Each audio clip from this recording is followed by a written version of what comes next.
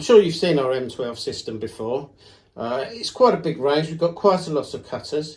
It's very useful because you can use the same cutter on a 1/4 inch arbor. Like if, say for example, you were using this cutter, you can have it on this arbor and use it in your trimmer when you're on site. But you can use the same cutter and put it on an arbor like this or this and run it in your CNC machine as well. So say you're fitting intumescent strips, the groove will be the same whether you're on site or in the workshop. We've got a range of bearings and spacers to help you do that.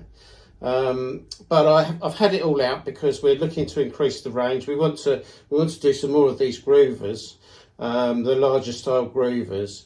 So I've had the whole range out to look at it whilst I've been doing that, and I've laid it all out on the bench here, and I just thought I'd share it with you guys as well. Okay, thanks very much.